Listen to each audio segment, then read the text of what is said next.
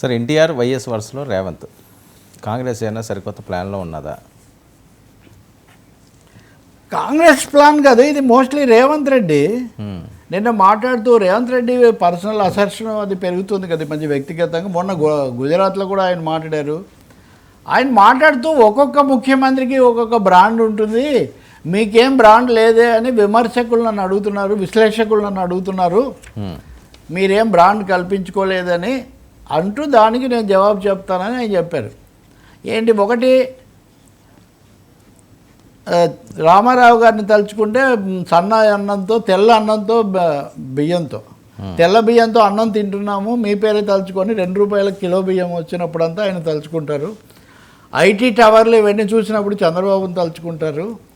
ఉచిత విద్యుత్తును చూసినప్పుడు రాజశేఖర రెడ్డిని తలుచుకుంటారు. అంటే ఒకటే తెలివైన వాడు కదా, తెలుగుదేశం నేపథ్యంలో ఎన్టీఆర్ను బాబును ముందు చెప్పి వైఎస్ను కూడా కలిపి చేసాడు, అంతవరకు కాంట్రవర్సీ ఉండకూడదని. తర్వాత ఆయన ముఖ్యమంత్రి, ఆయన కంటే ముందున్న ముఖ్యమంత్రి ఎవరు, వాళ్ళు ముగ్గురు ఉమ్మడి ఆంధ్రప్రదేశ్ ముఖ్యమంత్రులు. కానీ తెలంగాణకు తనకంటే ముందున్న ముఖ్యమంత్రి ఎవరు, కేసీఆర్ గారు. ఆయన పైగా తెలంగాణ ఉద్యమం, నిరాహార దీక్ష ఇవన్నీ. కొంతమంది మేము ఏదో ఉద్యమకారులము, తెలంగాణకంతా మేమే అది ఇది అని చెప్పుకుని ఉంటారు, నేను వాటిల్లోకి పోను అన్నారు. అంటే కేసీఆర్ని తీసి ఎవరు ఇలా చేయలేరండి. కేసీఆర్నైనా రేవంత్ రెడ్డి గారినైనా చరిత్రలో ఉన్నది ఉంటుంది. ఆ తర్వాత నేను అన్ని విధాల యంగ్ ఇండియాకు బ్రాండ్ అంబాసిడర్ను, నేను యంగ్ ఇండియాకు బ్రాండ్గా ఉంటాను, నా బ్రాండ్ యంగ్ ఇండియా అని. అంటే రేవంత్ రెడ్డి చాలా తెలివిగానే ఇక్కడ ఉమ్మడి రాష్ట్రం ఉన్నప్పటి తెలుగుదేశంతో తనకున్న అనుబంధం, దాన్ని కూడా రాజకీయంగా ఆయన ఇప్పుడు ఎన్డీఏలో ఉన్న పార్టీ యొక్క ఇది పొందలేడు కాబట్టి వ్యక్తుల ద్వారా, నాయకుల ద్వారా వాళ్ళ పేర్లు ఇన్వోక్ చేస్తున్నాడు. తెలంగాణలో నిజంగా ఆరంభవాక్యంలాగా మొదటి ముఖ్యమంత్రిగా 10 ఏళ్ళు ఉండి ఉద్యమానికి కూడా కాస్త ప్రతీకలాగా తయారైనటువంటి కేసీఆర్నేమో తన ప్రత్యర్థిగా ఇక్కడ ఉన్నారు కాబట్టి కేసీఆర్ పేరేమో ఆయన పేరు నేను అవన్నీ వాటిలోకి పోను అంటున్నాడు. ఇక మూడోది, మనం నిన్న చర్చించినట్టుగా బీజేపీ వర్సెస్ కాంగ్రెస్ అనే ఒక నెరేటివ్ తేవడానికి పూర్తిగా ఆయన నిర్ణయించుకుంది కాంగ్రెస్ పార్టీ. సో ఈ సమయంలో బీఆర్ఎస్ కూడా మేల్కొని ఈరోజు ఉదయాన్నే కేటీఆర్ చాలా ముఖ్యమైన ఇది పెట్టారు, మీడియా మీట్ పెట్టి బీజేపీ ఎంపీ ఒకరు రేవంత్ రెడ్డికి సహకరించారు, వీళ్ళిద్దరు కలిసి 900 కోట్లు ఏదో తెచ్చుకోవడానికి ఒక పెద్ద ప్లాన్ వేశారు, ఎఫ్ఆర్ఎంబి దీనిలోకి రాకుండా ప్రభుత్వ ఆస్తిని, అంటే ఐ థింక్ జేసీఏ ఇదే హెచ్సియు, ఈ భూములు వీటి అన్నింటినీ కూడా ఈ లెక్కలోకి రాకుండా చూపించి మొత్తం మీద 10,000 కోట్లు లబ్ధి పొందడానికి వీళ్ళిద్దరూ పథకం. అంటే ఇక్కడ కాంగ్రెస్ వర్సెస్ బీజేపీ కాదు, బీఆర్ఎస్ ఏం చేస్తుందంటే కాంగ్రెస్ బీజేపీ రెండు ఒకటే నేను అన్నట్టుగా వాళ్ళు, అంటే తెలంగాణ రాజకీయంలో చాలా కీలకమైన అంశాలతో పాటు ఇంకొకటి కూడా ఇక్కడ మనం కలపవచ్చు. ఇవన్నీ చాలా ఓపెన్గా జరిగినవే. కవిత పవన్ కళ్యాణ్ మీద చేసినటువంటి అనవసరమైన వ్యాఖ్యల గురించి మనం నిన్న చర్చించాం.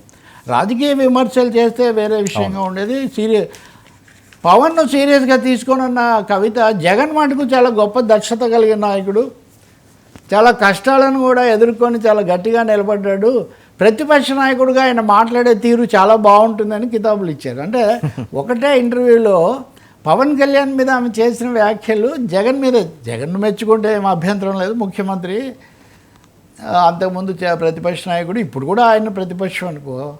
కాబట్టి కానీ కవిత లేదా బీఆర్ఎస్ ఈ విధంగా మాట్లాడడంలో ఉన్నటువంటి ఆంతర్యమేనండి, సంకేతం ఏంటి అంటే ఇద్దరు చాలా రెండు పార్టీలు చాలా క్లోజ్గా కలిసి వ్యవహరించదలుచుకున్నాయి భవిష్యత్తులో, అది ఎలా సాధ్యం అన్నది కూడా ఒక ప్రశ్న. ఎందుకంటే అది పూర్తిగా ఆంధ్రప్రదేశ్కు పరిమితమైన ప్రాంతీయ పార్టీ, ఇది పూర్తిగా తెలంగాణకు బీఆర్ఎస్ అని మధ్యలో పెట్టినప్పటికీ కూడా. కాబట్టి ఇలాంటి పరిస్థితుల్లో జగన్ ప్రతిపక్ష నాయకుడిగా మాట్లాడే తీరు చాలా బాగుందని ఆమె అంటున్నారంటే అసలు ప్రతిపక్ష నాయకుడు సభకు రావడం లేదనేది కదా ఆయన మీద ఫిర్యాదు. ఆయన ఎప్పుడొచ్చి బాగా మాట్లాడారని ఈమె కన్విన్స్ అయ్యారు. కేసీఆర్ గారు కూడా ఇంతవరకు మాటల మాంత్రికుడు అని ఆయనకు పేరే కానీ ఆయన శాసనసభకు వచ్చి మాట్లాడింది ఏం లేదు. మరి దీని భావమేమి తిరుమలేసా, దీని భావమేమి యాదగిరీసా అని ఒక ప్రశ్న వేయాల్సిన పరిస్థితి వస్తుంది. ఇవన్నీ రాజకీయాలు వర్మ, ఇంకేం చెప్పినా ఆల్ సెడ్ అండ్ డన్. రాజకీయాల్లో అప్పటికప్పుడు పరిస్థితి. కానీ జనసేన అధికార ప్రతినిధి ఐ థింక్ గాదే వెంకటేశ్వరరావు అనుకుంటే పొద్దున్నే తీవ్రంగా స్పందిస్తున్నారు. నిన్న నా డిబేట్లో కూడా గాది మీరు వచ్చారు. చర్చ పెట్టారు కదా, ఆయన సాయంత్రం చాలా సీరియస్ అయ్యాడు. ఇది చాలా పొరపాటు, మీరు ఎందుకు ఇలా మాట్లాడతారు మా నాయకుడిని గురించి అని కూడా అన్నారు.